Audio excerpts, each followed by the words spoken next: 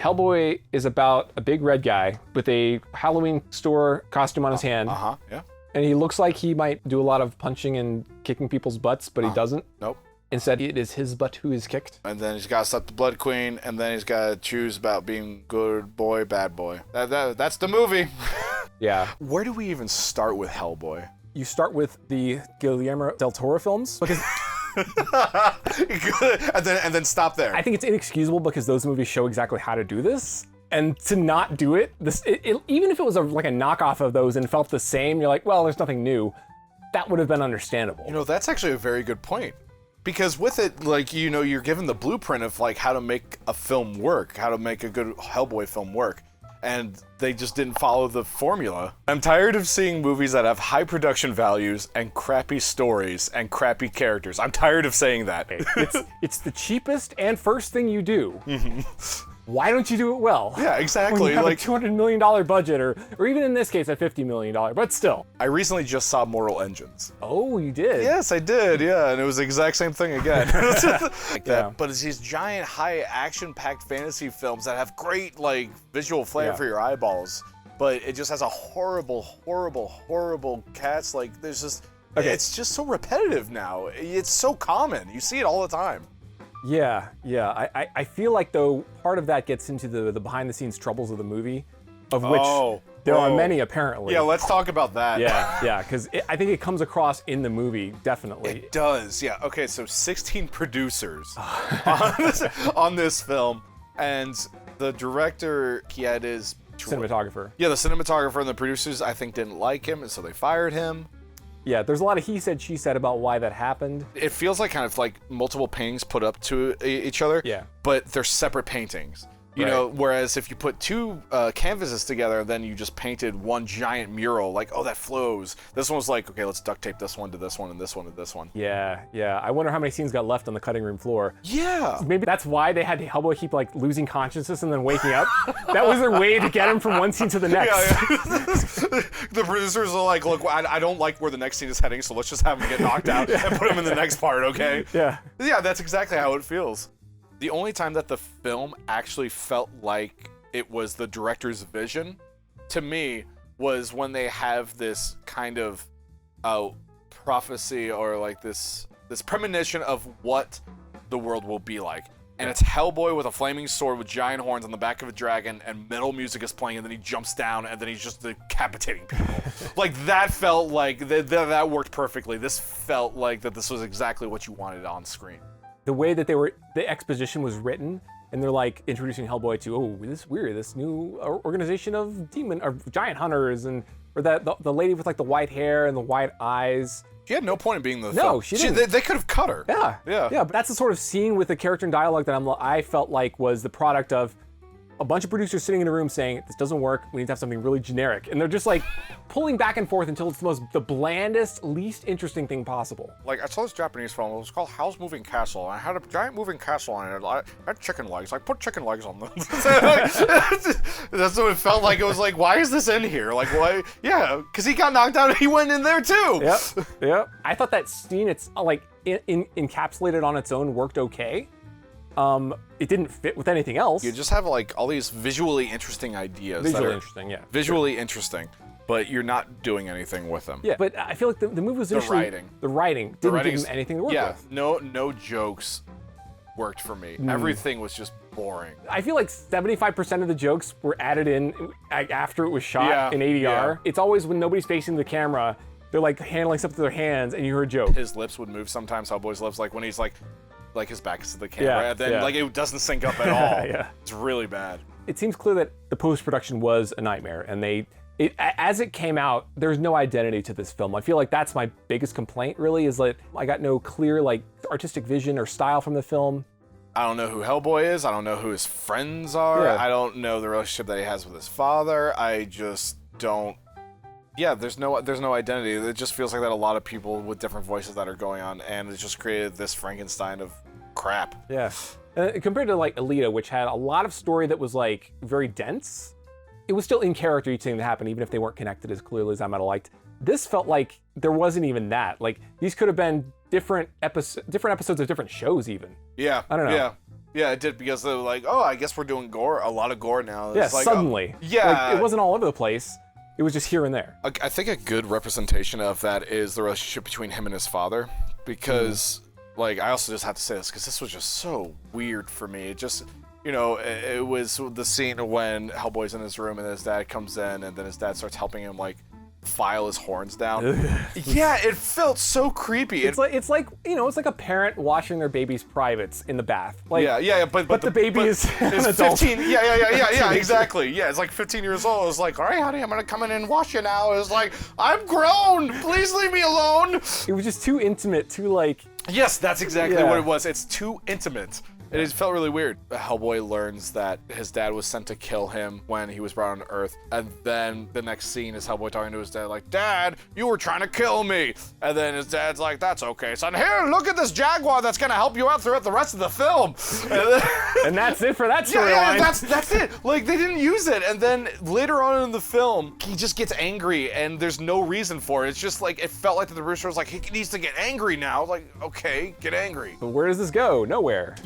Yeah, and that was such a pivotal moment that you could have had for Hellboy, where it could have been such a character development, where he was just like, Dad, like, oh my God, Dad was trying to kill me. Like, what is this? Like, that's a horrifying reality. Your dad tried to kill you, and now you're just. And that's the scene where he kind of storms off saying, well, geez, I don't know why I'm even helping humans in the first place. So I feel like we're trying to tie that to the witches trying to convince Hellboy, hey, like, you should be with me because humans aren't on your side. They all want to kill you. So at one point, Hellboy wakes up inside of an apartment building, and there's this girl there, and they're talking about, like, why he's there and such, and then you realize that they had a history together, but they never showed us anything, so we're supposed to care about them? Well, he saved her as a baby. Is that what it was? Yeah, it was like, so that was the connection with the pig guy. He was a changeling who had taken the baby's place, and the fairies had stolen the baby, so Hellboy got her back. That's what happened? Yeah. And so that's what developed the pig's grudge against Hellboy, because the pig wanted to be a human, and a changeling grows up as a human, can, like, I don't know, act like a human, I guess. That's so weak. I mean, if that's what happened, I mean, that's the entire character motivation of why he hates Hellboy so much. But they didn't grow up together. Like, they didn't know each other since then, right? I don't think. The pig and the kid? No, the kid and Hellboy. Kid and Hellboy? Yeah, I don't know. Because he didn't remember her. He's like, who the heck are you? Yeah. And she's like, you don't remember me? Well, you wouldn't remember Hellboy either. You're a baby. Yeah, how do you even remember Hellboy? And plus, this is in England, isn't it? Yeah. And the Bureau is, like, in America, I think. I don't know, but, like, you know, it would seem like that he would go in and do adventures and save many little kids, like. Yeah, he's doing this all the time. Yeah, and especially, like, if I don't think it's in England, but, you know, even if it was, like, he's off doing other things, like, why would you think that he remembers you at all? Oh, you're one of the, like, 10,000 people that I've saved in the last, you know, in my lifetime. Yeah. Okay. Yeah. You're welcome. And she was just really boring. There wasn't really anything to her character. At first, she seemed snarky, but every single side character is snarky now. Yeah. You know? And then she's like, yeah, I got my own attitude. I'm going to do my thing. And then, you know, the dad comes, picks up Hellboy, and then he's like, oh, this is your new partner or whatever, and it's Jaguar Man. And Jaguar Man is like, I don't have a personality. But I don't like you, Hellboy. Yeah, exactly. Yeah. The scriptwriters didn't give me a personality except that I hate you, and I turn into a jaguar. That's good. That's great character writing. What do you think the disconnect was? Like, what do you think would have emphasized that, like, these were the sidekicks now? Because they just kind of stick around. Like, so, okay. So I guess from the perspective of the guy, have him, like, be Hellboy's, like, hey, Hellboy, we gotta have you have a partner now because of some dumb reason. And he's like, oh, geez, Dad. You know? And then the guy's like, I don't like you, Hellboy. But, like, at least then you're, like, putting them together, and they're together more through the movie. But we go through at least half the movie when they're not together. So that's why it felt a little, like, shoved in at the end, where, oh, now they're suddenly partners. They're not, like, rather than getting to know each other through these events, like, what if he'd gone with him on the English club that hunts giants or whatever? Yeah, what if he was there with him then? I don't know. There'd be more opportunity for developing the relationship. Yeah. And then for her, like, have them actually know each other. Like, oh, I remember, hey, kid, it's been a long time or something. Like, you know, they had some time together when she was a kid for some reason. Give them a little more of an actual relationship leading up to that. So then when we see them together, there's something there already. Rather than just, oh, I saved you as a baby, you don't remember me, I barely remember you. Like, it just felt kind of weak. Yeah. Like emotionally, they struggled to develop a connection. I felt. Yeah. Give that a little to them, and then have him and the the Jaguar cop have more of a forced connection earlier on. Give him a little more of a character, hopefully, and then I feel like that would have. And trim out a lot of the exposition. Like, there was so much exposition that was so boring. Yeah. I could have just done without any of it. Like, oh, okay, here's what I need to know for this movie. Hellboy, there are premonitions Hellboy might have power in him that will destroy the world. The humans are worried about that. Hellboy is faced with a decision to either do that and embrace his destiny or not. That's it. If those are all you need to communicate with the exposition, then you can trim out so much of this other garbage that it's just so boring. Yeah, like even the troll hunt, that doesn't really do anything. Yeah. The only thing that really leads to is like, oh, I get to have my girl sidekick. Yes, it was that, plus they were trying to illustrate that there's a lot of humans that want to kill Hellboy, I guess. And apparently it's pretty easy. Yeah. Just stab him, that's fine. Just stab him with these like electric spears or whatever. Mm-hmm. Yeah. His giant hand, no, that doesn't do anything. No, he's fine. His gun, no, that's stupid. No, that won't do anything. He barely shot anybody in this movie, and I'm very disappointed by that. Yeah, that's like his trademark, Yeah. his giant gun, yeah. I only remember him shooting, he shot the witch in the face, and then he might have shot a zombie or two in the forest. But then someone knocks his gun away, so he has to punch them again. Like, everyone kept knocking his gun away. It's like a Star Wars thing. Like, oh no, I lost my lightsaber. Oh no, I lost like. Oh no, it's a stormtrooper, and he keeps on firing, but he keeps on missing. Yeah, it's the exact same thing. Too many movie conveniences. Spoilers. Yeah, so for spoilers now, I found it so forced when all of a sudden he learns that he is King Arthur's descendant. Yeah, what the heck was that? Yeah, that was out of nowhere. That was really bizarre. And the way they handled the sword was so dumb. Okay, so let's back up a little bit. So what happens is, so they go to the place, and then they find Merlin, and then they wake up Merlin, and then they're like, oh, we need to save the girl. And then it just so happens, too, that the sword is there. Yeah, Excalibur, the long-lost mythical sword. Hey. Yeah. And then he's like, you need to choose the sword. You need to do it for your destiny. Because apparently Merlin has to summon it to their location. Yeah. And if he doesn't get it within that time frame, It's gone forever. It's gone forever. And then Hellboy's like, I'm not doing it. And then he's like, you've destroyed the world. Now at least I won't be alive to see it get destroyed. And then he dies and all that. It's this huge deal. And then at the very end of the movie, they go to this church. It's like a couple scenes later. Yeah. And then it's like right underneath the church, like, oh look, there's Excalibur. Isn't that convenient? Yeah, isn't that convenient? Everything is very convenient in this. She even has a line where she's like, nobody would have expected it to be right under their noses all this time. Yeah. The writers are even calling it out. And then what the final thing is, like, he takes the sword. He turns into Satan, Turns into Satan. He's gonna. And then all the like bad stuff comes out and is killing everybody. I like that part. I really enjoyed. Yeah. I found the monsters creative. From their designs, sure. I like their designs, but like they didn't do anything. No, they didn't. He didn't fight them. No. That should have been the climax. Yeah. Him fighting all these big monsters. Exactly. Yeah, like when he's seeing like Stabby Leg Man. Yeah. You know, just like walking on people and then just like it goes up the leg like a shish kebab. Like that was fun. I like that. Yeah, it would have been fun to see Hellboy kill all these things, but then he would have gotten his ass kicked. But okay. So you have this great, cool design of Hellboy with these like huge horns. He's like do something with him. Why doesn't he decide to? Hey, I got all this power, but I'm gonna use it to kill all the demons. Yeah. And the witch is like, no! And then he goes and fights all these big demons and kills them all. That would have been cool, because you have this like awesome looking demons, awesome looking Hellboy, but instead he's just like, he tears off the horns and then they have to fight the pig, and then all the other demons just kind of go back in the ground. Yeah. Very convenient. Who cares about, like, oh, the pig goes Super Saiyan, so they gotta fight the big pig. Who cares? Like, I don't care about this character. We're gonna fight the pig, but this time it's gonna be 2 times as big. Like, come on. It was such a lackluster finale. I would have been interested to see the original script for this, to talk to the director and say, what is your original vision for this? Yeah.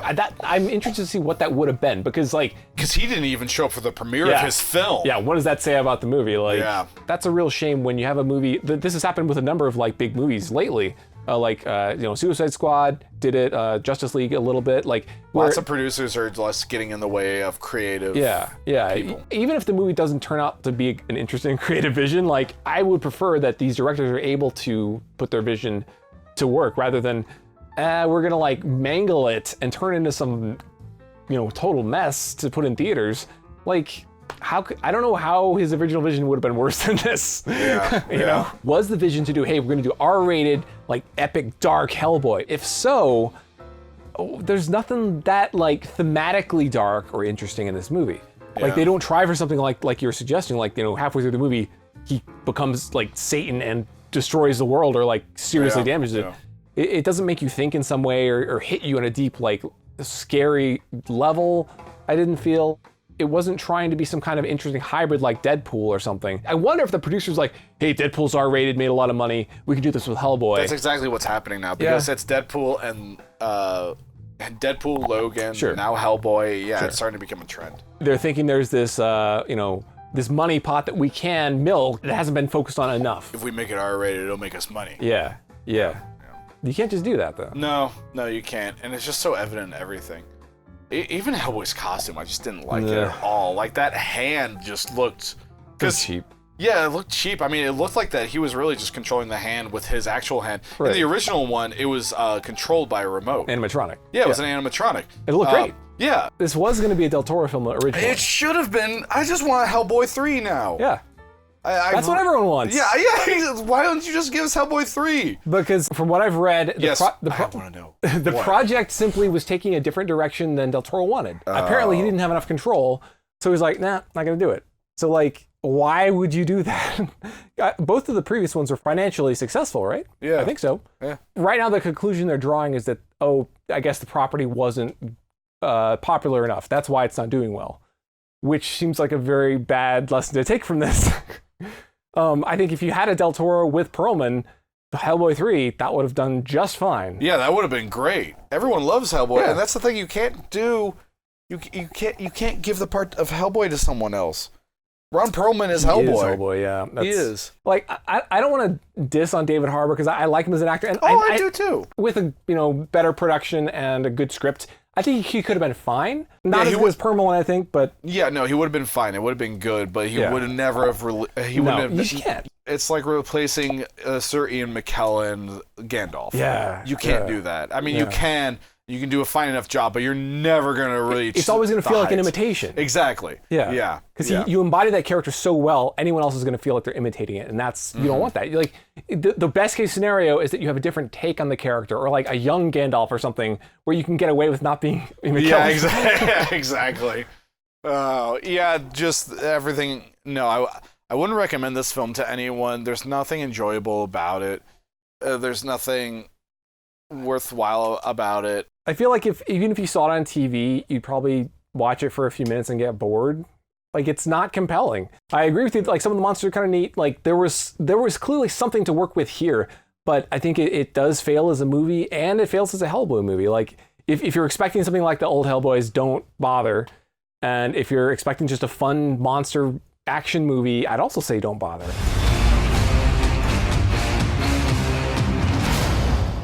Was it fun? No. Is there anyone you'd recommend it to? No.